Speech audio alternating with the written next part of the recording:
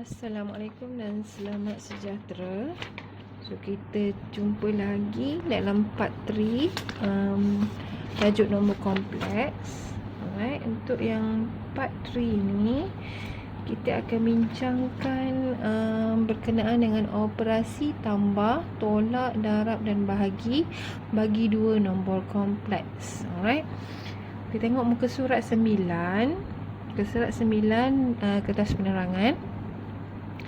Okay, untuk yang part 3 ni, saya hanya akan terangkan nombor kompleks yang mudah dahulu.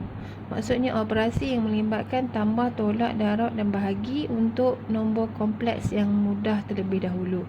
Okay, yang mana nombor kompleks ini melibatkan 2 atau 3 sebutan. Alright, sebutan tu mungkin ada nombor hayalan saja, ada nombor nyata saja. Okay, kita tengoklah macam mana nanti Alright, so tengok nombor muka surat 9, soalan nombor 7. Okay, di sini dia ada bagi contoh 9. Contoh 9 iaitu 2i tambah 7i. Macam mana boleh dapat 9i? Okay, untuk operasi tambah, tolak, yang perlu dibuat operasi adalah angka dengan angka. Okey, angka dengan angka yang perlu ditambah dan perlu ditolak. Contoh di sini, 2 tambah dengan 7 dapat 9. I itu perlu tulis balik saja. Okey, sebab tak ada apa-apa perubahan pada nilai dan pada huruf I. Okey, dapatlah 9I kat sini sebab 2 tambah 7. 9I.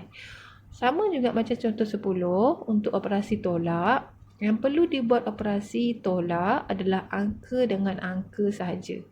I itu perlu ditulis balik sahaja. Right?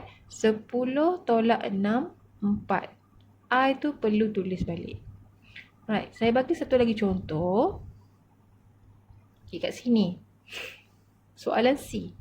Saya cakap angka dengan angka sahaja. Tapi dalam soalan C ni, yang ada hanyalah I tambah 5I. Tak ada angka kat depan I ni kan? Okey. Untuk soalan yang macam ni, kita memang dah sedia maklum, di depan huruf memang akan ada satu sebenarnya. Okey. Cuma dalam penulisan tidak ditulis saja. Okey. So, kita terus boleh buat pengiraan lah. Tambah 1 dengan 5 akan dapat 6. I tu tulis balik saja. Sangat senang sebenarnya. Sama juga dengan soalan F. Okey, nanti boleh cuba buat. Alright, saya akan ambil satu lagi contoh. Okey, yang ni soalan I dengan J, dia ada 3 sebutan kat sini. Okey, ada 3 sebutan. Ada 6I, ada 4I, ada 3I, negatif 3I. So, yang perlu kita tambah dan tolak adalah angka dengan angka. Jadinya 6 tambah dengan 4, 10. 10 tolak dengan 3. So, dapat 7. I tu tulis balik saja. Alright, faham Alright, kita pergi kepada soalan 8. Ringkaskan yang berikut. Yang ini melibatkan operasi darab dan bahagi. Okey. Sama juga sebenarnya dia punya jalan kerja ataupun kaedah pengiraan dia seperti operasi tambah dan tolak tadi. Kita perlu darab angka dengan angka, bahagi pun angka dengan angka. Alright. Sebab di sini hanya ada satu sebutan sahaja yang ada I. So, bila I dah didarab ataupun dibahagikan, dia tak akan ada apa-apa perubahan lah. Tak akan ada I kuasa 2, tak akan ada I kuasa 3 sebab I tu hanya ada sekali saja. Just di sini, contohnya, contoh 11, 2 darab dengan 7I. Ambil nombor 2 dengan nombor 7, just darab, dapat 14. I tu tulis balik. Tu jawapan dia, 14I. Untuk bahagi, 20I, contoh 12 contoh 12, 20I bahagi dengan 2. 20 bahagi dengan 2 dapat 10. I tu tulis balik saja. Sangat senang Alright. Saya tunjukkan satu lagi contoh yang ada negatif lah. Tengok ini. Untuk bahagi. Soalan D.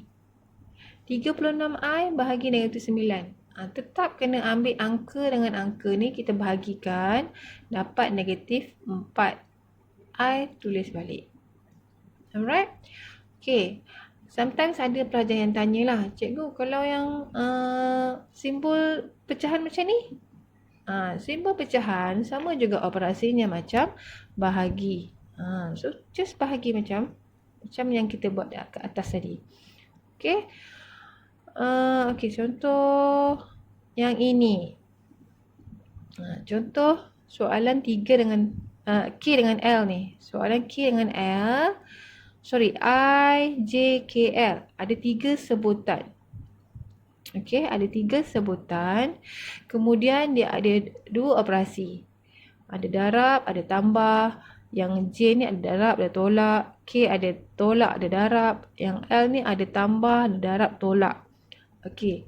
Kat sini untuk I dengan hingga L ni kena gunakan board mas. Okey, macam yang saya bagi kat sebelah ni, gambar kat sebelah ni. Okey, boleh tengok turutan dia. Okey, turutan dia brackets, order, divide, multiple, addition and subtract. Maksudnya dalam soalan tu kita kena ikut turutan operasi mana dulu. Okay, contoh soalan I. Soalan I ada operasi darab dengan tambah. Dalam board mas, darab dulu baru kita buat tambah, addition tu. Jadinya untuk soalan I ni kita kena buat darab dulu. Okey, darab dulu 4, darab dengan 2i dapat 8i. Baru boleh kita buat operasi tambah. Okey, bila buat operasi tambah, just tambahkan 8 dengan 6 lah, angka dengan angka. So, 14i. I tu tulis balik saja. Dia tak akan jadi I kuasa 2. Okey, sebab untuk operasi tambah dengan tolak, I tu tidak akan berubah. Alright, so ini jawapan. Samalah untuk soalan J, K, L. Kena ikut turutan board mas. Kena check dulu. Okey. Right, seterusnya soalan nombor 9. Okey, kalau ikutkan ke atas ni, dia ada bagi sedikit note. Okey. Note ni sebenarnya lebih bagus kalau kita hafal lah.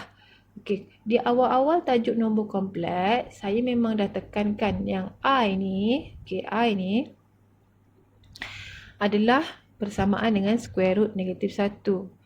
Okey, bila nampak I kuasa 2, adalah bersamaan dengan negatif 1. Kenapa?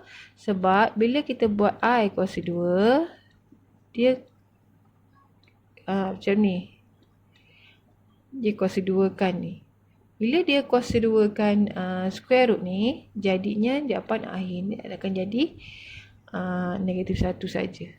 Alright? Okay, sebab tu dia akan dapat negatif 1. So, better hafal lah. Okay, yang ni. Okay. Untuk pengiraan nombor 9, contoh 13. Kat sini ada 2 sebutan. Okay, 2 sebutan. Dan dalam sebutan, dalam setiap satu sebutan ada huruf I. Okay, tengok kat sini. Ni ada 2I. Ni ada 5I. Maksudnya nanti bila kita darab, akan ada kuasa 2 pada huruf I. Okay, 2 darab dengan 5. Dia punya step. Kena ambil angka dengan angka, huruf dengan huruf. So, 2 darab dengan 5, 10. Huruf I darab dengan I akan dapat I kuasa 2. Okay, sebab untuk darab, okay, bila huruf bertemu dengan huruf, dia akan jadi I kuasa 2. Dia akan jadi I kuasa 2. Kalau dia jumpa 3 kali, dia ada I kuasa 3. Macam tu.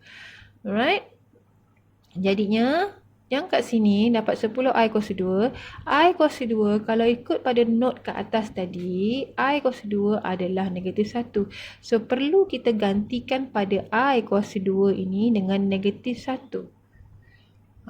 So, jawapan akhirnya akan dapat negatif 10. Maksudnya nanti, bila dah final answer dia, tak akan ada lagi huruf. Kita dah, kita dah finalize dengan ataupun kita dah ganti dengan nombor. Sebab I kuasa 2 tu adalah negatif 1. I kuasa 2 adalah negatif 1. Okay, contoh 14. Contoh 14, kalau kita tengok kat sini, dia melibatkan nombor negatif. Masih lagi 2 sebutan yang mana setiap satu sebutan ada huruf I. Okey. Darab angka dengan angka dapat negatif 12. I darab I kuasa 2. Ada je I kuasa 2, ganti dengan negatif 1. Okey, dah ganti dengan negatif 1 akan dapat jawapan akhir 12. Tak ada lagi huruf. Okey, tak ada lagi huruf. Okey, saya nak tunjuk untuk soalan yang tak ada apa? Angka tu. Contoh soalan C ni. Okey, ni tak ada angka. Tapi depan dia sebenarnya ada 1 lah. 1 darab 7, 7.